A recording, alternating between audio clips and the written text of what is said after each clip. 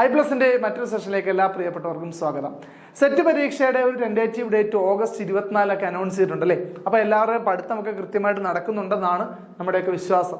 കൃത്യമായി പഠിച്ചാൽ ക്രാക്ക് ചെയ്യാൻ സാധിക്കുന്ന, വളരെ എളുപ്പത്തിൽ ക്രാക്ക് ചെയ്യാൻ സാധിക്കുന്ന ഒരു എക്സാം തന്നെയാണ് സെറ്റ് പരീക്ഷ എന്ന് പറയുന്നത്. അതിന് കൃത്യമായൊരു പ്ലാൻ നിങ്ങൾക്ക് ഉണ്ടാവണം എന്നുള്ളത് മാത്രമാണ്.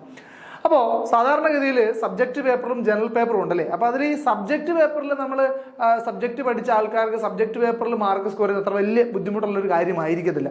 അപ്പോൾ നമ്മളെ കുറച്ച് ബുദ്ധിമുട്ടിച്ചേക്കാവുന്ന ഒന്നെന്ന് പറയുന്നത് ജനറൽ പേപ്പർ ആയിരിക്കും. അപ്പോൾ ആ ജനറൽ പേപ്പറിന് ഒരു സ്റ്റഡി പ്ലാൻ അവതരിപ്പിക്കാനാണ് നമ്മുടെ ഈ ഒരു വീഡിയോ നിങ്ങൾക്ക് വേണ്ടി അപ്ലോഡ് ചെയ്യുന്നത്. അതായത് ഒരു 60 ദിവസത്തെ മുന്നിൽ കണ്ടുകൊണ്ട്, 60 ഡേയ്സിന് മുന്നിൽ കണ്ടുകൊണ്ട്, ഇപ്പോൾ 60 ദിവസത്തിൽ കൂടുതലുണ്ട്. അപ്പം നമ്മൾ ഈ വീഡിയോ പബ്ലിഷ് ചെയ്യുമ്പോൾ എല്ലാവരിലേക്ക് റീച്ചായി ഒക്കെ എത്തുന്ന സമയമൊക്കെ ആകുമ്പോഴത്തേക്കും ഏകദേശം ഒരു 60 ഡേയ്സ് ഒക്കെ ഉണ്ടാവും. അപ്പോൾ ആ ഒരു ദിവസം പിന്നെ എക്സ്ട്രാ കിട്ടുന്ന ദിവസങ്ങളൊക്കെ അതിൻ്റെ കൂടെ അഡീഷണൽ ആയിക്കോട്ടെ. അപ്പോൾ 60 ദിവസത്തെ കരുതിയുള്ളൊരു സ്റ്റഡി പ്ലാനാണ് നമ്മളിപ്പോൾ നിങ്ങളുടെ മുമ്പിലേക്ക് അവതരിപ്പിക്കുന്നത്. ഇത് യഥാർത്ഥത്തിൽ തുടക്കം മുതലേ പഠിച്ച് സെറ്റ് പരീക്ഷ ക്രാക്ക് ചെയ്യാൻ ഉദ്ദേശിക്കുന്ന ഒരാളെ സംബന്ധിച്ച് കുറച്ച് ബുദ്ധിമുട്ടായിരിക്കും. കാരണം ഇത് സിലബസ് കുറച്ചധികം വാസ്റ്റ് ആണല്ലോ. അപ്പോൾ അതുകൊണ്ട് തന്നെ എന്താണ് പറയുന്നത്, മൊത്തം സിലബസും കവർ ചെയ്യാൻ ഈ 60 ദിവസം കൊണ്ട് കവർ ചെയ്യാൻ സാധിക്കുമെന്ന് ചോദിച്ചാൽ കുറച്ച് ബുദ്ധിമുട്ടാണ്. എന്നാൽ നന്നായി വർക്ക് ചെയ്യുന്ന ഒരാളെ സംബന്ധിച്ച് അതും സാധ്യമാണ് എന്നുള്ളതാണ്. ഓക്കെ, അപ്പോൾ ഇനി കുറച്ചൊക്കെ ഒന്ന് പഠിച്ചു നിൽക്കുന്ന ഒരു അത്യാവശ്യം ബേസിക് ലെവലും ഒക്കെ ഉള്ളവരെ സംബന്ധിച്ച് ഇത് എഫക്റ്റീവായിട്ട് കൈകാര്യം ചെയ്താൽ ഒരു ഹാർഡ് വർക്കിന് ഒരു സ്മാർട്ട് വർക്കിലൂടെ നമുക്ക് സെറ്റ് പരീക്ഷയുടെ ജനറൽ പേപ്പറിനെ ഈസിയായി ടാക്കിൾ ചെയ്യാം. അതുപോലെ സബ്ജക്ട് പേപ്പറിനും അത്യാവശ്യം മാർക്ക് സ്കോർ ചെയ്ത് നിങ്ങൾക്ക് സെറ്റ് എന്ന നിങ്ങളുടെ ഏറ്റവും പ്രധാനപ്പെട്ട ഒരു ലക്ഷ്യത്തിലേക്ക് എത്തിച്ചേരാൻ സാധിക്കും. ഓക്കെ, അപ്പോൾ ആ ഒരു സെറ്റിന് വേണ്ടി ഒരു സ്റ്റഡി പ്ലാനാണ് നമ്മൾ അവതരിപ്പിക്കുന്നത്. ഇതൊരു പക്ഷേ വ്യക്തി വ്യത്യാസങ്ങൾ ഉള്ളത് കൊണ്ട് തന്നെ എല്ലാവർക്കും ഒരുപോലെ സ്യൂട്ട് ആവണമെന്നും ഉറപ്പില്ല. എന്നിരുന്നാലും ഒരു ജനറലൈസ്ഡ് സ്റ്റഡി പ്ലാൻ എന്ന രീതിയിൽ അവതരിപ്പിക്കുകയാണ്. ഇതിൽ നിങ്ങളുടേതായ മാറ്റങ്ങളൊക്കെ വരുത്താം. നിങ്ങളുടേതായ, അതായത് നമുക്ക് ചിലപ്പോൾ ചില മൊഡ്യൂളുകളിൽ നിങ്ങൾക്ക് എളുപ്പമുള്ള മൊഡ്യൂൾസ് ഉണ്ടാവും. അപ്പോൾ അതിന് അലോട്ട് ചെയ്തിരിക്കുന്ന ഡേയ്സ് നിങ്ങൾക്ക് വേണമെങ്കിൽ കുറച്ചിട്ട് നിങ്ങൾക്ക് ബുദ്ധിമുട്ടുള്ള മൊഡ്യൂൾസിലേക്ക് ഡേയ്സ് കൂട്ടാനൊക്കെ സാധിക്കും. അപ്പോൾ നിങ്ങളുടെ സൗകര്യാർത്ഥം ഓൾട്ടർ ചെയ്ത് എടുക്കാൻ പറ്റുന്ന ഒന്ന് തന്നെയാണ്. അപ്പോൾ നമ്മളൊരു ജനറലൈസ്ഡ് ആയിട്ടുള്ള ഒരു പ്ലാൻ അവതരിപ്പിക്കുന്നുള്ളത് മാത്രമാണ്. ഓക്കെ, അപ്പോൾ നമുക്കിനി 60 ദിവസം മുൻപിലുണ്ട് എന്ന് കരുതിയിട്ട് വേണം നമ്മൾ ഈ ഒരു സംഭവം പ്ലാൻ ചെയ്യുന്നത്. അപ്പോൾ നമ്മളിപ്പോൾ ഈ വീഡിയോ ഷൂട്ട് ചെയ്യുമ്പോഴും ഈ വീഡിയോ പബ്ലിക് ആക്കുന്ന സമയത്തും 60 ദിവസത്തിൽ കൂടുതൽ ഡേയ്സ് ഉണ്ടാകും. എക്സ്ട്രാ കിട്ടുന്ന ഓരോ ദിവസവും നമുക്ക് ബാക്കിയുള്ള കാര്യങ്ങൾക്കും റിവിഷനും കൃത്യമായ ഒരു സ്റ്റഡി പ്ലാനിങ്ങിന് PYQs വർക്ക് ചെയ്യാനൊക്കെ നമുക്ക് ഉപയോഗിക്കാമെന്നുള്ളതാണ്. നമുക്ക് ബുദ്ധിമുട്ടായിട്ടുള്ള ഏതെങ്കിലും ഒരു ടോപ്പിക്കുകളോ കണ്ടന്റുകളോ ഒക്കെ നമുക്ക് ക്ലിയർ ആക്കാനൊക്കെ ബാക്കിയുള്ള ദിവസങ്ങൾ പ്രിപ്പയർ ചെയ്യാമെന്നുള്ളതാണ്. അപ്പോൾ അതുകൊണ്ട് തന്നെ 60 ഡേയ്സ് ആണ് മുമ്പിൽ എന്നുള്ളത് കരുതിക്കൊണ്ടാണ് നമ്മൾ ഈ ഒരു സ്റ്റഡി പ്ലാൻ നിങ്ങളുടെ മുമ്പിലേക്ക് അവതരിപ്പിക്കുന്നത്. നോക്കൂ, നമ്മുടെ 1 മുതൽ 3 വരെയുള്ള ദിവസങ്ങൾ, ആദ്യത്തെ 3 ദിവസം നമ്മൾ ഉദ്ദേശിക്കുന്ന യൂണിറ്റ് 1 ജനറൽ സ്റ്റഡീസ് എന്ന ഒന്നാമത്തെ യൂണിറ്റിൽ മൊഡ്യൂൾ 1 ആൻഡ് മൊഡ്യൂൾ 2 കംപ്ലീറ്റ് ചെയ്യണം എന്നുള്ളതാണ് ഉദ്ദേശിക്കുന്നത്. 3 ദിവസമാണ് നിങ്ങൾക്ക് കിട്ടുന്നത്. ആ 3 ദിവസം കൊണ്ട് ഈ 2 മൊഡ്യൂൾ കംപ്ലീറ്റ് ചെയ്യുക. അതിനകത്ത് വരുന്ന general science, mathematics, statistics, physics, chemistry and biology up to class 10 level, class 10 വരെയുള്ള ലെവലിലുള്ള ഈ പറയുന്ന സാധനങ്ങളൊക്കെ പഠിക്കാൻ വലിയ ബുദ്ധിമുട്ടുള്ള കാര്യമൊന്നുമല്ല. അതുപോലെ തന്നെ module 2 social science, economics, history, geography and Indian polity, ഇതെല്ലാം ബേസിക്സ് ആണ്. അപ് ടു ക്ലാസ് ലെവൽ 10, 10ാം തരം വരെയുള്ള GK ജനറൽ സയൻസ് ആണ് നമ്മൾ, ജനറൽ സ്റ്റഡീസ് ആണ്, അല്ലെങ്കിൽ ജനറൽ നോളജ് ആണ് നമ്മൾ ഈ ഒരു ഭാഗത്ത് പഠിക്കുന്നത്. അപ്പോൾ 1 മുതൽ 3 വരെയുള്ള ദിവസം നിങ്ങൾ മൊഡ്യൂൾ 1 ആൻഡ് 2 ആണ് കവർ ചെയ്യേണ്ടത്. ഒരു പക്ഷേ ഇതിനെപ്പറ്റി വ്യക്തമായ ധാരണയുള്ള കുട്ടികളുണ്ടെങ്കിൽ നിങ്ങൾക്ക് ഈ 3 ദിവസം ഈ മൊഡ്യൂൾ 2 മൊഡ്യൂളിനോട് കൊടുക്കണ്ട. വേണമെങ്കിൽ നിങ്ങൾക്ക് ആൾട്ടർ ചെയ്ത് നിങ്ങളുടെ സൗകര്യാർത്ഥം നിങ്ങൾക്ക് ആ ഡേയ്സ് അഡ്ജസ്റ്റ് ചെയ്തെടുക്കാൻ പറ്റും എന്നുള്ളതാണ് പറയുന്നത്. ഓക്കെ, അടുത്ത 4 to 6, 4 മുതൽ 6 ദിവസം, ബാക്കിയുള്ള 3 ദിവസം, അതായത് ആദ്യത്തെ 3 ദിവസങ്ങളിൽ രണ്ടാമത്തെ 3 ഡേയ്സ് കൊടുക്കേണ്ടത് module 3 and module 4 humanities, literature, art and culture എന്ന് പറയുന്ന ആ മൊഡ്യൂൾ 3ക്കും, അതുപോലെ module 4 Kerala studies, social reforms, national movements, Kerala model of development, literature, art and culture എന്നീ പറയുന്ന ബാക്കി 2 മൊഡ്യൂൾസിനും അടുത്ത 3 ഡേയ്സ് സ്പ്ലിറ്റ് ചെയ്ത് കൊടുക്കുന്നു. And the very important part is revision. നമ്മൾ എല്ലാ മൊഡ്യൂൾസിന്റെയും അവസാനം റിവിഷൻ ചെയ്യണം എന്നുള്ള രീതിയിലാണ് ഈ സ്റ്റഡി പ്ലാൻ തയ്യാറാക്കിയിരിക്കുന്നത്. സോ നിങ്ങൾ 6 ദിവസം കൊണ്ടാണ് ഫസ്റ്റ് യൂണിറ്റ് കംപ്ലീറ്റ് ചെയ്യുന്നത്. Then 2 days are dedicated for റിവിഷന് വേണ്ടി 2 ദിവസങ്ങൾ ഡെഡിക്കേറ്റ് ചെയ്യണം. ഈ 2 ദിവസം കൊണ്ട് കൃത്യമായി നിങ്ങൾ ഈ പറയുന്ന ആ 4 മൊഡ്യൂൾസിലെയും കാര്യങ്ങൾ കൃത്യമായിട്ട് എന്ത് ചെയ്യുക, റിവൈസ് ചെയ്യുക. റിവിഷൻ വളരെ ഇമ്പോർട്ടൻ്റ് ആയ ഒരു കാര്യമാണ്. കൃത്യമായി റിവൈസ് ചെയ്തില്ലെങ്കിൽ ഉറപ്പാണ് മാർക്ക് നഷ്ടമാണ് കേട്ടോ. അപ്പോൾ നിങ്ങൾക്ക് ടെൻഷൻ അടിക്കുകയൊന്നും വേണ്ട. റിവൈസ് ചെയ്യുക. 2 ദിവസം നിങ്ങൾക്ക് റിവിഷൻ ചെയ്യാനുള്ള സമയമാണ്. എല്ലാ യൂണിറ്റുകളുടെയും അവസാനം നിങ്ങൾക്ക് റിവിഷൻ നമ്മൾ തരുന്നുണ്ട്. അപ്പോൾ റിവിഷനുള്ള സ്ലോട്ട് തരും, ടൈം സ്ലോട്ട് തരുന്നുണ്ട്. അപ്പോൾ പഠിത്തം കൃത്യമായിട്ട് അറേഞ്ച് ചെയ്യുമ്പോൾ ഈ റിവിഷൻ ടൈമിലൊക്കെ നിങ്ങൾക്ക് വേണമെങ്കിൽ എന്ത് ചെയ്യാം, മാറ്റങ്ങൾ വരുത്താമെന്നുള്ളതാണ് ഇതുകൊണ്ട് ഉദ്ദേശിക്കുന്നത്. ഈ റിവിഷൻ ടൈമിൽ വേണമെങ്കിൽ നിങ്ങൾക്ക് യൂണിറ്റ് വൈസ് ആയിട്ടുള്ള ടെസ്റ്റുകൾ, നമ്മുടെ കോഴ്സിൽ ഓരോ യൂണിറ്റിന്റെയും ടെസ്റ്റുകൾ കിടപ്പുണ്ട്. ടെസ്റ്റുകൾ നിങ്ങൾക്ക് ഈ റിവിഷൻ ടൈമിൽ വേണമെങ്കിൽ ആ ടെസ്റ്റുകൾ നിങ്ങൾക്ക് ചെയ്ത് നോക്കാവുന്നതാണ് കേട്ടോ. അപ്പോൾ ആ സമയത്ത് നിങ്ങൾക്ക് അതും പ്രയോജനപ്പെടുത്താമെന്നുള്ളതാണ് പറയുന്നത്. അടുത്തത് 9 മുതൽ 11 വരെ സെക്കൻഡ് യൂണിറ്റ് ലാംഗ്വേജ് ആൻഡ് റീസണിങ്ങിലെ 2 മൊഡ്യൂൾ 1 ആൻഡ് മൊഡ്യൂൾ 2 നിങ്ങൾക്ക് പഠിക്കാൻ 2 ദിവസമാണുള്ളത്. 2 മൊഡ്യൂളാണ് കംപ്ലീറ്റ് ചെയ്യാനുള്ളത്. മൊഡ്യൂൾ 1 എന്ന് പറയുന്നത് കോംപ്രിഹെൻഷൻ ആൻഡ് വൊക്കാബുലറി, അതുപോലെ തന്നെ മൊഡ്യൂൾ 2 എന്ന് പറയുന്നത് ബേസിക് ഇംഗ്ലീഷ് ഗ്രാമർ. ഇതൊന്നും വലിയ ബുദ്ധിമുട്ടുള്ള സാധനങ്ങളൊന്നുമല്ല. 2 ദിവസമൊക്കെ ഇനഫാണ്. 2 ദിവസം അത്യാവശ്യം സമയം കണ്ടെത്തി തന്നെ പഠിക്കണം എന്നുള്ളതാണ്. ഓക്കെ, അടുത്ത 12 മുതൽ 14 ദിവസം വരെ ഇതേ യൂണിറ്റിന് തന്നെ മൊഡ്യൂൾ 3 ആൻഡ് 4.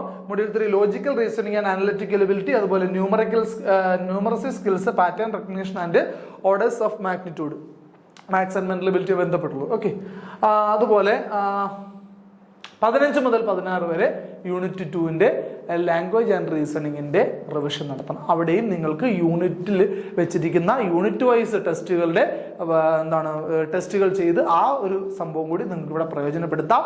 അപ്പോൾ റിവിഷനും നിങ്ങൾക്ക് 2 ദിവസം അലോട്ട് ചെയ്തിട്ടാണ് ഈ സ്റ്റഡി പ്ലാൻ നിങ്ങളുടെ മുമ്പിലേക്ക് വെക്കുന്നത്. സെക്കൻഡ് യൂണിറ്റിന്റെ കാര്യമാണ് പറയുന്നത്. അടുത്ത 3rd യൂണിറ്റ് 17 to 20 ഡേയ്സിൽ 17-17 ദിവസം മുതൽ 20 ദിവസം വരെയുള്ള കാര്യമാണ്. 3 ദിവസമാണ് അലോട്ട് ചെയ്തിരിക്കുന്നത്. 4 ദിവസമാണ് അലോട്ട് ചെയ്തിരിക്കുന്നത്. 17, 18, 19, 20 4 ദിവസം കൊണ്ട് നിങ്ങൾ എന്താ ചെയ്യേണ്ടതെന്ന് വെച്ചാൽ കറണ്ട് അഫയേഴ്സിന്റെ മൊഡ്യൂൾ 1 മുതൽ മൊഡ്യൂൾ 4 വരെ നിങ്ങൾ കവർ ചെയ്യണം. കറണ്ട് അഫയേഴ്സ് വളരെ ഇമ്പോർട്ടന്റ് ആയ ആസ്പെക്ട്സ് ആണ്. അത് പഠിക്കുമ്പോൾ ഏകദേശം കടൽ പോലെ കിടക്കുന്ന ഒരു സംഭവമാണ്. എന്നിരുന്നാൽ തന്നെ 4 ദിവസം കൊണ്ട് നിങ്ങൾ മാക്സിമം കവർ ചെയ്യണം എന്നുള്ളതാണ്. കാരണം നമ്മുടെ മുമ്പിലുള്ള ടൈം വളരെ കുറവാണ്. Module 1 technology inventions, innovations and discoveries. Module 2 എൻവയോൺമെന്റൽ issues, movements, treaties and legislations, national and international. Module 3 UN and global affairs. Module 4 institution of higher learning and research, scholarships and new initiatives. നോക്കൂ, ഇതൊക്കെ correct area തിരിച്ചു തന്നിരിക്കുന്നുണ്ട്. നിങ്ങൾ ആ area focus ചെയ്ത് പഠിച്ചാൽ മതി എന്നുള്ളതാണ് കേട്ടോ. അല്ലാതെ ഒരു PSC എക്സാമിന് പഠിക്കുമ്പോൾ കറണ്ട് അഫയേഴ്സ് പഠിക്കുന്ന പോലെ എവിടുന്ന് വേണമെങ്കിലും ചോദിക്കാൻ പറ്റുന്ന കറണ്ട് അഫയേഴ്സ് അല്ല. ഇങ്ങനെ കൃത്യമായ മേഖല തിരിച്ചാണ് നിങ്ങൾക്ക് കറണ്ട് അഫയേഴ്സ് ക്വസ്റ്റ്യൻസ് നമ്മുടെ പാറ്റേൺ നമ്മുടെ ക്വസ്റ്റ്യൻ പേപ്പറിൽ വരിക. അപ്പൊ അതുകൊണ്ട് തന്നെ അത് കൃത്യമായി മനസ്സിലാക്കി പഠിക്കാം. അടുത്തത് 21 മുതൽ 24 വരെ വീണ്ടും 4 ദിവസം മൊഡ്യൂൾ 5 to മൊഡ്യൂൾ 8 കറണ്ട് അഫയേഴ്സിനാണ് ഇത്രയും ദിവസം നമ്മൾ അലോട്ട് ചെയ്തിരിക്കുന്നത്. 5ാം മൊഡ്യൂൾ മുതൽ 8ാം മൊഡ്യൂൾ വരെ നിങ്ങൾക്ക് എന്ത് ചെയ്യാൻ പറ്റും, ഈ പറയുന്ന 21 മുതൽ 24 ദിവസം വരെ നിങ്ങൾക്ക് കവർ ചെയ്യാൻ സാധിക്കും. അതിനുശേഷം 25 മുതൽ 27 വരെ 3 ദിവസം നിങ്ങൾക്ക് യൂണിറ്റ് 3 കറണ്ട് അഫയേഴ്സ് എന്ന യൂണിറ്റ് റിവൈസ് ചെയ്യാനുള്ള സമയമാണ്. 25, 26, 27 ദിവസങ്ങളിൽ നിങ്ങൾക്ക് യൂണിറ്റ് 3 റിവൈസ് ചെയ്യാനുള്ള ടൈമാണ് അലോട്ട് ചെയ്തിരിക്കുന്നത്. ഓക്കെ അല്ലേ? അടുത്ത യൂണിറ്റ് 4ലേക്ക് വരുമ്പോൾ 28 മുതൽ 29 ദിവസം വരെയാണ്. ഇതിലെ മൊഡ്യൂൾസ് അത്യാവശ്യം വാസ്റ്റ് ആയതുകൊണ്ട് തന്നെ നമ്മൾ 2 ദിവസം വെച്ചുകൊണ്ട് ഒരു മൊഡ്യൂൾ വീതമാണ് കംപ്ലീറ്റ് ചെയ്യാൻ പ്ലാൻ ചെയ്യുന്നത്. അതുകൊണ്ട് 28 മുതൽ 29 വരെ ഫസ്റ്റ് മൊഡ്യൂളാണ് നിങ്ങൾ കംപ്ലീറ്റ് ചെയ്യേണ്ടത്. ഫൗണ്ടേഷൻസ് ഓഫ് എഡ്യൂക്കേഷനുമായി ബന്ധപ്പെട്ട മൊഡ്യൂളാണ്. അതിൻ്റെ അകത്ത് ഈ പറയുന്ന കാര്യങ്ങൾ അത്യാവശ്യം കണ്ടന്റ് കൂടിയ കുറച്ച് ഡിഫിക്കൽട്ട് ആയിട്ടുള്ള ഏരിയാസ് ഒക്കെ ആയതുകൊണ്ടാണ് ഒരു മൊഡ്യൂൾ, അതായത് യൂണിറ്റ് 4ലെ ഫസ്റ്റ് മൊഡ്യൂളിൽ നിങ്ങൾക്ക് 2 ദിവസം അലോട്ട് ചെയ്തിട്ടുണ്ട്. 28 to 29 2 ദിവസം കൊണ്ട് ആ ഫസ്റ്റ് മൊഡ്യൂൾ കംപ്ലീറ്റ് ചെയ്യുക. ദെൻ 30 മുതൽ 31 വരെ വീണ്ടും 2 ദിവസം നിങ്ങൾക്ക് മൊഡ്യൂൾ 2 രണ്ടാമത്തെ മൊഡ്യൂൾ സോഷ്യോളജിക്കൽ ഫൗണ്ടേഷൻസ് എന്ന രണ്ടാമത്തെ മൊഡ്യൂൾ കംപ്ലീറ്റ് ചെയ്യാനാണ്. അതുപോലെ 32 മുതൽ 33 ദിവസം വരെ നിങ്ങൾക്ക് മൊഡ്യൂൾ 3 സൈക്കോളജിക്കൽ ഫൗണ്ടേഷൻസ് ആണ് നിങ്ങൾ കവർ ചെയ്യേണ്ടത്. അതുപോലെ 34 to 35 നിങ്ങൾ മൊഡ്യൂൾ 4 ഏതാണെന്ന് വെച്ചാൽ ഏതാണ് സൈക്കോളജിക്കൽ ഫൗണ്ടേഷൻ വെച്ചാൽ ഒരു മിസ്റ്റേക്ക് ഉണ്ട് കേട്ടോ. അപ്പൊ സിലബസിൽ മൊഡ്യൂൾ 4 നിങ്ങൾ കംപ്ലീറ്റ് ചെയ്തതാണ് 34 to 35 ഡേയ്സിൽ. അതുപോലെ 34 to 35 okay 34 to 35 module 4 history and policies of education എന്ന് പറയുന്ന 4ാമത്തെ മൊഡ്യൂളാണ് നിങ്ങൾ എന്ത് ചെയ്യേണ്ടത്, കവർ ചെയ്യേണ്ടത്. ആൻഡ് 36 to 37 ആ 2 ദിവസങ്ങളിൽ നിങ്ങൾക്ക് ഈ പറയുന്ന 4ാമത്തെ യൂണിറ്റായ ഫൗണ്ടേഷൻസ് ഓഫ് എഡ്യൂക്കേഷന്റെ റിവിഷനാണ് അലോട്ട് ചെയ്തിരിക്കുന്നത്. അപ്പോൾ കുറച്ചധികം വാസ്റ്റ് ആണ്. റിവിഷൻ 2 ദിവസമേ ഉള്ളൂ. ഞാൻ നേരത്തെ നിങ്ങളോട് പറഞ്ഞു ഏതെങ്കിലും നിങ്ങൾക്ക് ടൈം അഡ്ജസ്റ്റ് ചെയ്തെടുക്കാൻ പറ്റുമെങ്കിൽ റിവിഷന് കുറച്ചും കൂടി സമയം കണ്ടെത്തിയാൽ നല്ലതായിരിക്കും കേട്ടോ. നമ്മൾ കൃത്യമായ ടൈം ഫ്രെയിം വർക്കിൽ ചെയ്യേണ്ടതുകൊണ്ടാണ് ഇത്രയും വലിയ യൂണിറ്റ് ആണെങ്കിൽ പോലും 2 ദിവസം റിവിഷൻ ചെയ്യാൻ വേണ്ടി മാത്രം തരാൻ സാധിക്കും. ഓക്കെ, അപ്പോൾ 36 മുതൽ 37 വരെ നിങ്ങൾ 2 ദിവസം കൊണ്ട് ഈ പറയുന്ന യൂണിറ്റ് 4 റിവൈസ് ചെയ്യാൻ വേണ്ടി ഉപയോഗിക്കുക. ഒരു കാര്യം ഓർക്കുക, ഈ റിവൈസ് ചെയ്യാനുള്ള സമയം കൂടെ എടുത്ത് നിങ്ങൾ പഠിക്കാതിരിക്കാൻ പ്രത്യേകം ശ്രദ്ധിക്കുക കേട്ടോ. അതായത് റിവൈസ് ചെയ്യാനുള്ള സമയം കൂടെ എടുത്ത് നമ്മൾ എന്ത് ചെയ്യും, കണ്ടന്റ് കവർ ചെയ്യാൻ നോക്കും. പക്ഷെ റിവൈസ് ചെയ്തില്ലെങ്കിൽ നമ്മൾ പഠിച്ച സാധനങ്ങളെല്ലാം മറന്നു പോകാനുള്ള സാധ്യതയുണ്ട്. അതുകൊണ്ട് റിവിഷന് കൃത്യമായ ഇമ്പോർട്ടൻസ് കൊടുക്കുക. കൃത്യമായി അലോട്ട് ചെയ്തിരിക്കുന്ന ഡേയ്സ് അറ്റ്ലീസ്റ്റ് റിവിഷന് അത്രയും ദിവസം തന്നെ കൊടുക്കുക. നിങ്ങൾക്ക് താരതമ്യേന എളുപ്പമുള്ള മൊഡ്യൂൾസ് കവർ ചെയ്യാൻ വേണ്ടി നിങ്ങൾ കുറച്ച് സമയം എടുക്കുന്നുണ്ടെങ്കിൽ ആ ഡേയ്സ് നിങ്ങൾക്ക് എന്ത് ചെയ്യാം, എക്സ്ട്രാ വല്ലതും പഠിക്കാനുണ്ടെങ്കിൽ പഠിക്കാൻ എടുക്കാം. അല്ലാതെ റിവിഷന്റെ ഡേയ്സ് ഒരിക്കലും നിങ്ങളെടുത്ത് പഠിക്കാൻ ഉപയോഗിക്കരുത്. അത് റിവൈസ് ചെയ്യാൻ തന്നെ ഉപയോഗിക്കണം എന്നുള്ളതാണ് എൻ്റെ ഒരു സ്റ്റാൻഡ് എന്ന് പറയുന്നത്. നിങ്ങൾക്ക് നിങ്ങളുടെ കഴിവിൽ ആത്മവിശ്വാസം ഉണ്ടെങ്കിൽ അങ്ങനെ ചെയ്യുന്നതിന് ബുദ്ധിമുട്ടില്ല. ഓക്കെ അല്ലേ?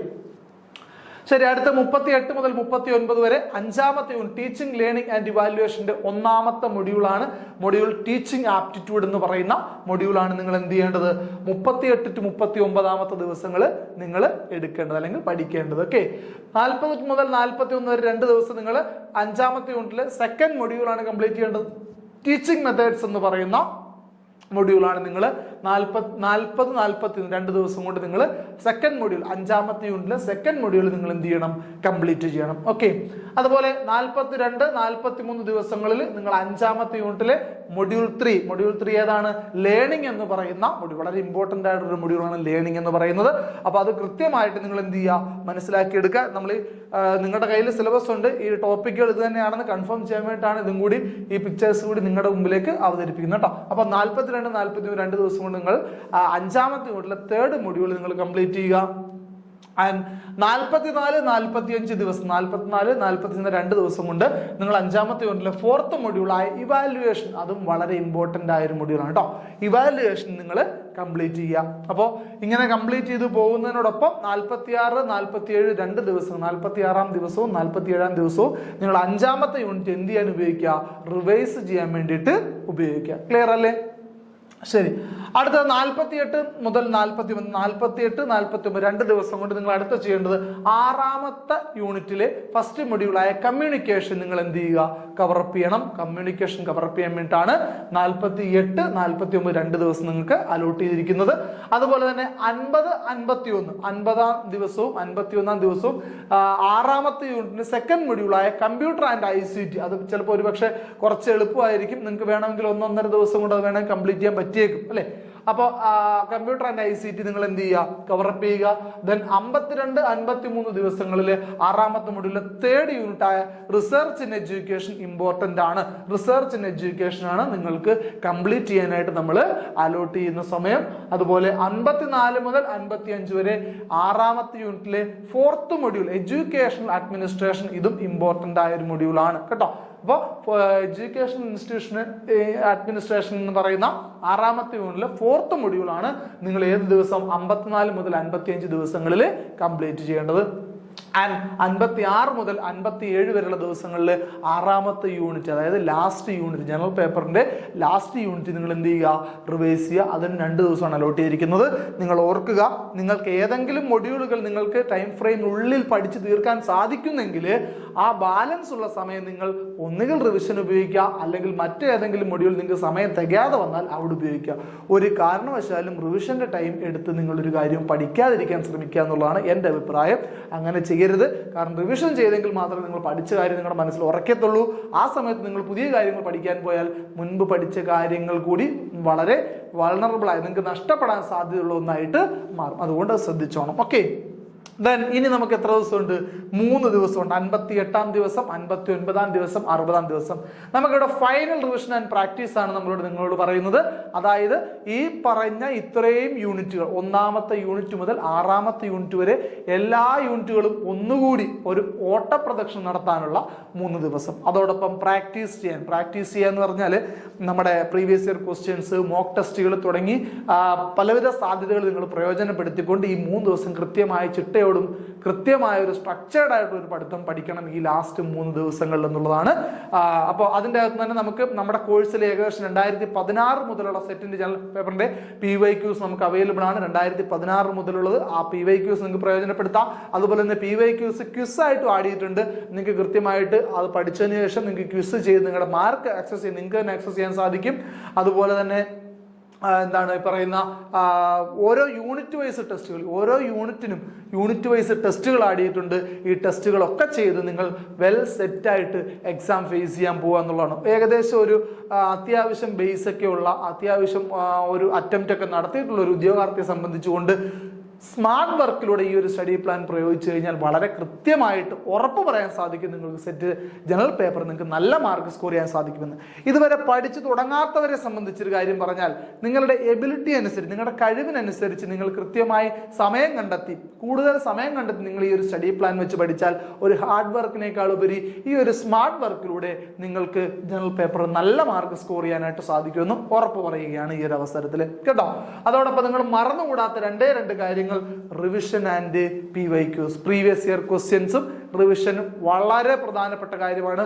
ഒരു കാരണവശാലും ഇത് മറന്നു പോകരുത്.